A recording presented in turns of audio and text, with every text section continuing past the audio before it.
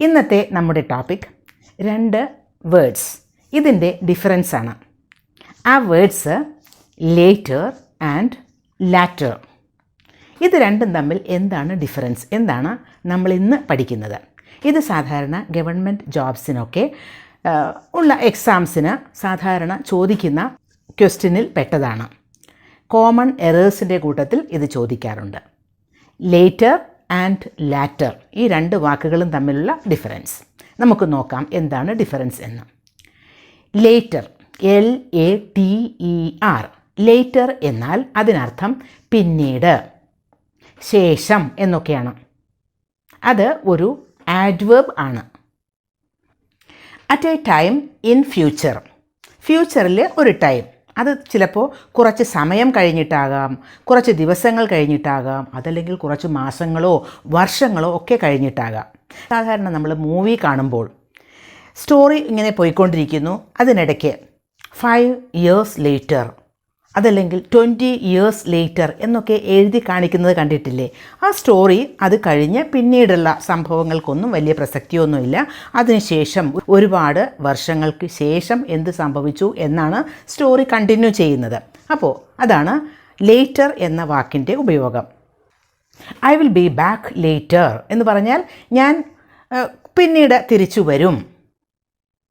I will see you later, ഞാൻ നിങ്ങളെ പിന്നീട് കാണും.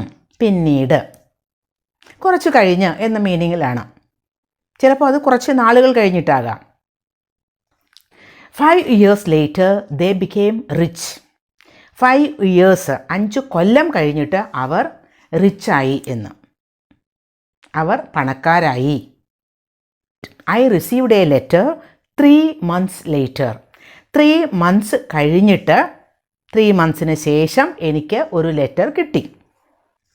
He will join us later, അവൻ പിന്നീട് നമ്മളോടുകൂടി ജോയിൻ ചെയ്യും.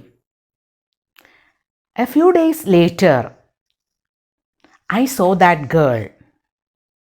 കുറച്ച് ദിവസങ്ങൾക്ക് ശേഷം ഞാൻ ആ പെൺകുട്ടിയെ കണ്ടു. ഇവിടെയൊക്കെ ലേറ്റർ എന്ന വാക്കിൻ്റെ ഉപയോഗം നോക്കൂ. പിന്നീട്, ശേഷം എന്ന അർത്ഥത്തിലാണ് അത് ഉപയോഗിക്കുന്നത്.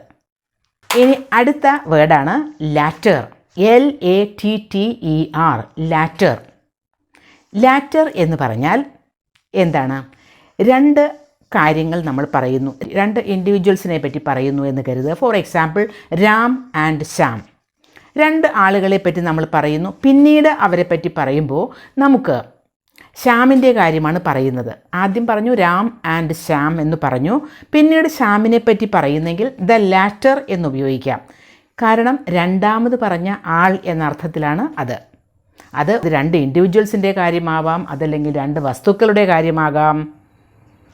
എന്തിൻ്റെ കാര്യമായാലും 2 കാര്യങ്ങൾ പറയുമ്പോൾ അത് രണ്ടാമത്തെ കാര്യം പറയുന്നതിനാണ് നമ്മൾ ലാറ്റർ ഉപയോഗിക്കുന്നത്. അതിൻ്റെ ഒരു എക്സാമ്പിൾ നോക്കൂ. ഞാൻ ഇപ്പോൾ പറയാൻ പോകുന്നത് ആപ്പിൾസ് ആൻഡ് ഓറഞ്ചസ്, ഈ 2 കാര്യങ്ങളെ പറ്റിയാണ് പറയുന്നത്. I like apples and oranges. I like apples and oranges.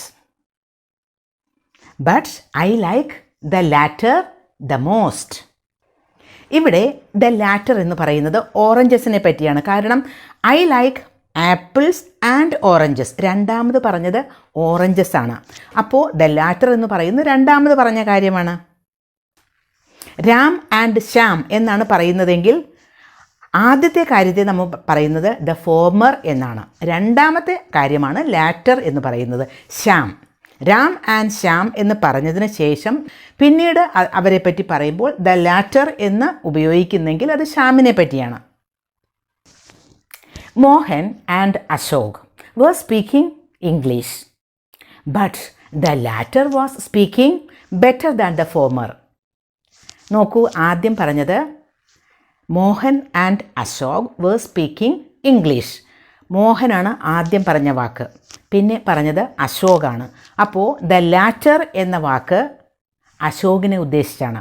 Mohan and Ashok were speaking English, but the latter was speaking better than the former. Former എന്ന് അവിടെ പറയുന്നത് മോഹനെ പറ്റിയാണ്. ഒരു ഡിബേറ്റ് നടന്നുകൊണ്ടിരിക്കുന്നു.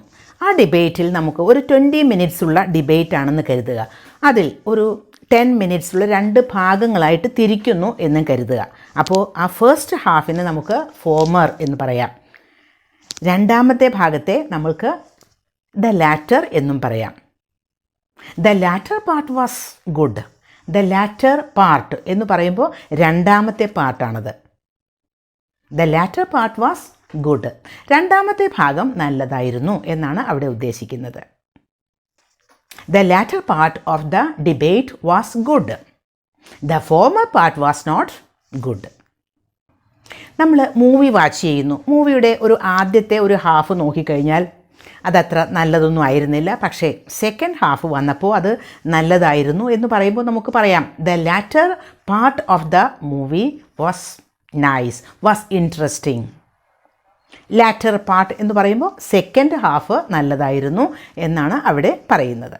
ഇന്ന് നമ്മൾ പഠിച്ച 2 വാക്കുകൾ ലേറ്റർ ആൻഡ് ലാറ്റർ മനസ്സിലായല്ലോ?